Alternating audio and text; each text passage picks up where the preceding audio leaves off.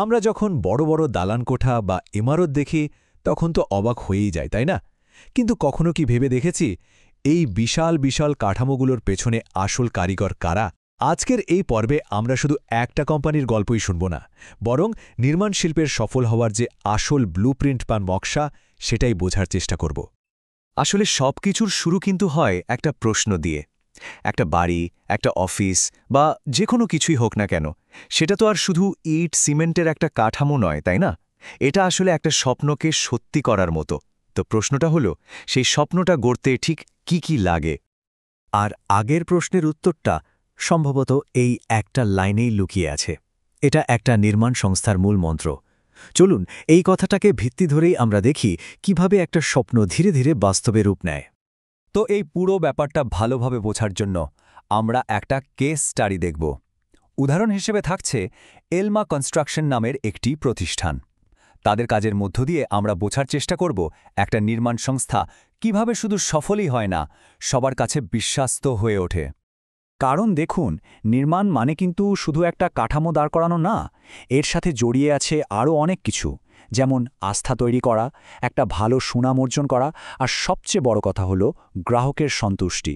এগুলোই কিন্তু একটা প্রতিষ্ঠানের আসল ভিত্তি। ঠিক আছে, তো এই যে আস্থার কথা বলছি আমরা, এই ভিত্তিটা তৈরি হয় কিভাবে? এর মূলে আছে আসলে দুটো জিনিস। একটা হলো অভিজ্ঞতা আর অন্যটা হলো সঠিক মূল্যবোধ। চলুন এই বিষয়গুলো একটু কাছ থেকে দেখা যাক। প্রথমেই আসা যাক অভিজ্ঞতার কথায়। ২৩ বছর ভাবা যায়, নির্মাণ শিল্পের মতো একটা জায়গায় প্রায় ২ যুগেরও বেশি সময় ধরে টিকে থাকা, এটাই তো তাদের দক্ষতা আর স্থায়িত্বের সবচেয়ে বড় প্রমাণ। আর এই লম্বা সময়ে তারা শেষ করেছে ৬৫০রও বেশি প্রজেক্ট। এই সংখ্যাটা কিন্তু শুধু তাদের কাজের পরিমাণ বোঝায় না, তাদের সামর্থ্য যে কতটা বিশাল সেটাও বুঝিয়ে দেয়। তবে এত বড় কর্মযজ্ঞ তো আর এমনি এমনি হয় না, তাই না? এর পেছনে আছে ৩৪০ জন বিশেষজ্ঞ কর্মীর একটা বিরাট দল। কারণ বড় স্বপ্ন দেখতে হলে সেটাকে সত্যি করার জন্য একটা দক্ষ টিম তো লাগেই। আর দিন শেষে সাফল্যের আসল মাপকাঠিটা কি? অবশ্যই সন্তুষ্ট গ্রাহক। আর ২১০ জন সুখী গ্রাহকই হল তাদের কাজের সবচেয়ে বড় স্বীকৃতি। কিন্তু সাফল্য তো শুধু সংখ্যার খেলা না, তাই না? এর পেছনে আছে খুব শক্ত কিছু নীতি। বলা যেতে পারে আস্থার ৪টি স্তম্ভ: সততা, গুণমান, নির্ভরযোগ্যতা আর সময়ানুবর্তিতা। এগুলো শুধু মুখের কথা নয়, প্রত্যেকটা প্রজেক্টে তাদের প্রতিটি সিদ্ধান্ত এগুলোর উপর ভিত্তি করেই নেওয়া হয়। যেমন ধরুন সততার বিষয়টা। নির্মাণ শিল্পে সততা মানে কিন্তু শুধু টাকা পয়সার স্বচ্ছতা না, এর মানে হলো একটা প্রজেক্টের একদম শুরু থেকে শেষ পর্যন্ত প্রতিটি ধাপে গ্রাহকের কাছে সৎ থাকা। আর এই সততা থেকেই কিন্তু নির্ভরযোগ্যতা আর কোয়ালিটির প্রতিশ্রুতি তৈরি হয়।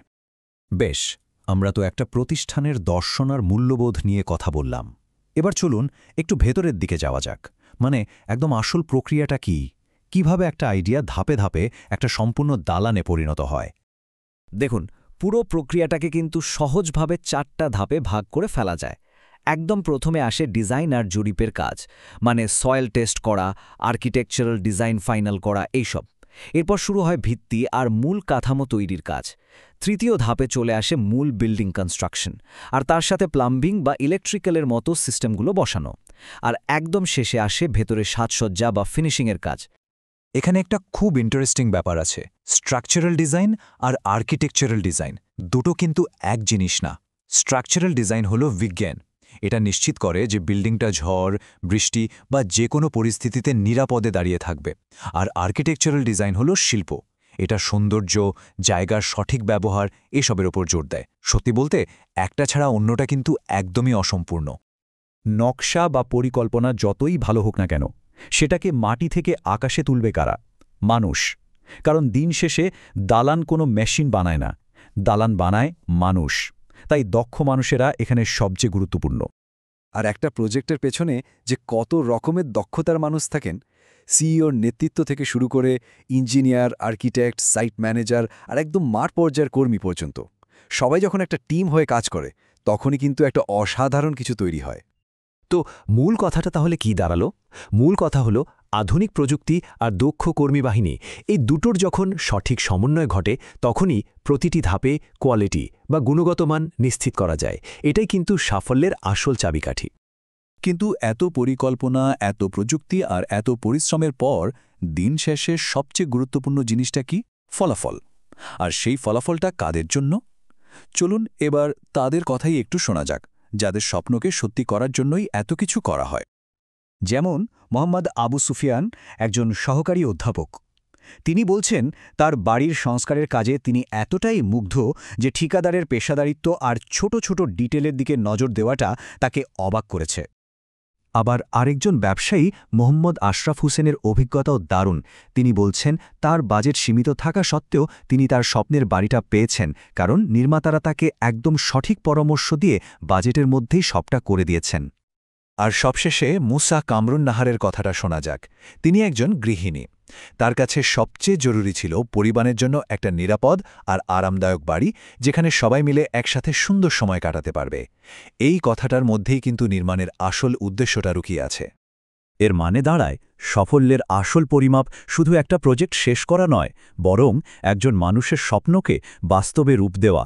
প্রতিটা ইট দিয়ে শুধু একটা দেয়াল তৈরি হয় না, তৈরি হয় একটা পরিবারের জন্য নিরাপদ আশ্রয় আর একরাশ সুখ। এই পুরো আলোচনার শেষে একটা প্রশ্ন কিন্তু থেকেই যায়।